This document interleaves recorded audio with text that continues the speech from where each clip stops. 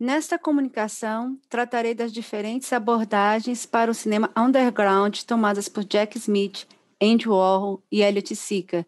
Seus filmes estão relatados nas categorias de cinema underground, cinema expandido e experimental.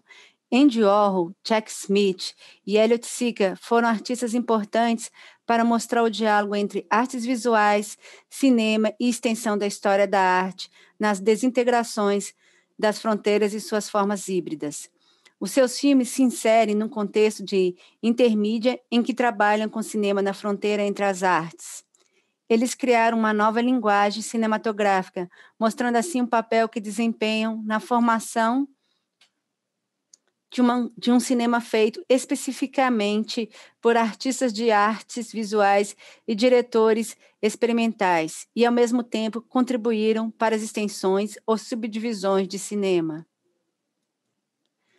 O cineasta Jack Smith foi uma figura importante na vanguarda dos filmes americanos e performances.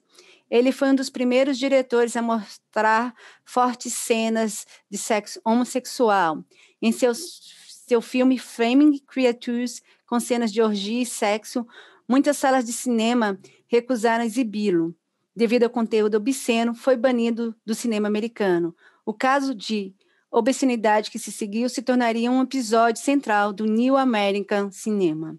Sua estética inspirou muitos filmes underground e uma grande geração de artistas que trabalharam num tema de identidade da homossexualidade, como Andy Warhol e Elliot Sica.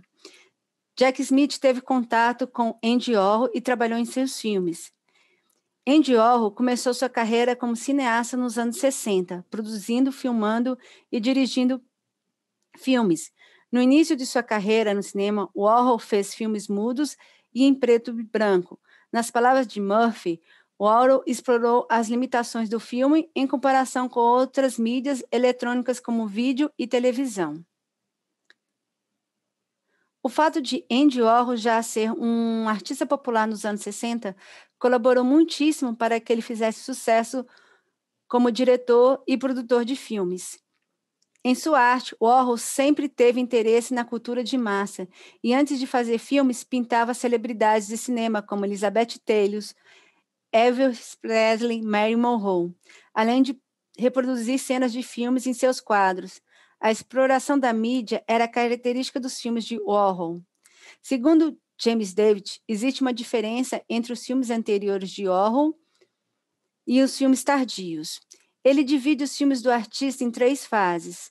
A primeira seria a investigação do processo de ser fotografado, que se torna um objeto como nos filmes Sleep, Kiss, Blowjob.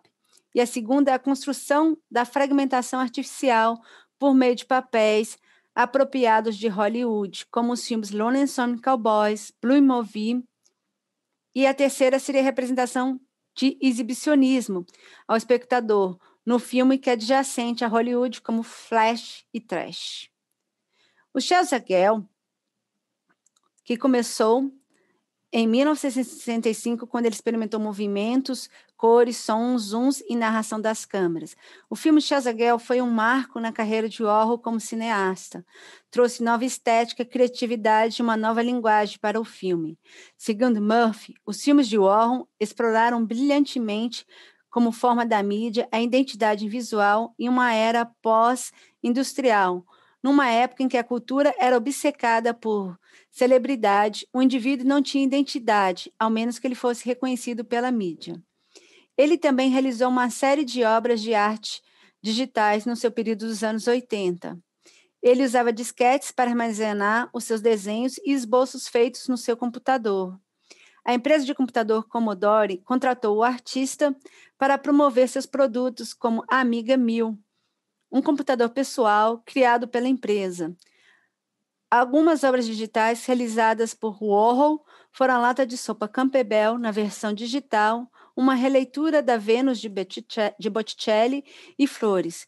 Warhol também manipulou imagens digitais da cantora Debbie Harry. O artista da pop art usou o software Pro Paint para criar o retrato da cantora. Nas palavras de Liz Stinson, nos anos 80, Warhol foi realmente um pioneiro digital, uma das primeiras pessoas a explorar como as ferramentas poderiam ser usadas para fazer arte. É um exemplo muito antigo de um estúdio profissional de arte digital, diz Dille, talvez o primeiro. Antes de criar seus filmes, Oiticica assistiu os filmes de Warhol, Jack Smith e outros diretores undergrounds, como também de diretores do cinema novo e cinema marginal no Brasil. O primeiro filme que ele assistiu de Warhol foi Chazagel, do qual comentou ser este um excelente filme. Depois de assistir The Chazagel, influenciado por Warhol, escreveu seu primeiro roteiro, Nitrobenzol e Black Lionel, em Londres. Em dezembro de 1970, Oiticica mudou-se para Nova York, quando fez seu primeiro filme, Brasil e Jorge. Inspirados nas ideias de Warhol, Oiticica quis transformar o artista americano Lee Jeff em superstar. Já no início do filme, Jeff faz uma performance em frente ao espelho. A câmera trabalhou nesta cena com voyeurismo e vanitas. O filme é mudo e tem duração de 3 minutos. Segundo César Oiticica Filho, este filme seria o filme mais acabado de Oiticica, pois ele mesmo fez os letreiros e a montagem do filme. No filme seguinte, Agripina em Roma Manhattan, Oiticica se inspirou na poesia de Sousa Andrade, O Guês Errante, para produzir este filme. Neste filme de Oiticica, a arquitetura e a história de Nova York dominam o palco, enquanto a imensidão do arranha-céu passa diante dos personagens do filme. No filme é mostrado um diálogo com a cena underground de Nova York, Mário Montez, a travesti e superstar de Andy Warhol, e o ator David Starfish, do Teatro de Ridículo, vestido de gangues, participação de Cristina Nazaré, atriz do cinema marginal, e do artista plástico Antônio Dias.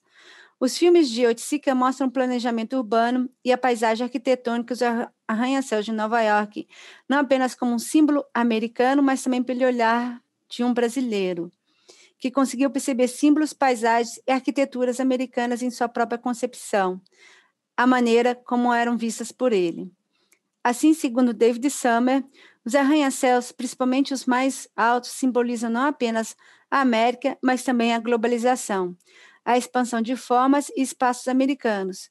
Dessa forma, Oiticica, ao filmar arranha-céus nova-iorquinos, mostra a expansão dos espaços americanos. Segundo Summer, os arranha-céus de Nova York são uma imagem óptica da união de forças de energia, economia, produção e trabalho de todos os tipos. Conclusão: os filmes de Jack Smith, Andy Warhol e Oiticica foram de suma importância para pensar artistas que trabalham com a fronteira das artes. Precisamos compreender esses filmes experimentais realizados na década de 60 e 70 para pensar na arte digital como uma nova categoria de arte que exige uma compreensão da história recente, tendo em vista a expansão das noções de arte, criação estética, uma vez que no decorrer do século passado houve uma mudança de funções em vários campos de arte. Jack Smith, Andy Warhol e Oiticica foram importantes por trabalharem com formas híbridas de arte e pioneiros em utilizarem filmes, fotografias, performances e suas obras artísticas. Warhol, por sua vez, adentrou na arte digital. A participação do espectador nas obras de Oiticica, assim como a improvisação dos atores nos filmes de Warhol e a participação do público nas performances de Smith, contribuíram para a interação de um público. A participação do participador como elemento fundamental na arte teve um grande impacto no papel do artista e sua relação com a criação da obra de arte. Nesse contexto, as tecnologias digitais contribuíram com a participação do espectador e a inserção da arte no cotidiano, constituindo a arte interativa, a qual, por sua vez, promove a evolução das próprias tecnologias digitais. Muito obrigada.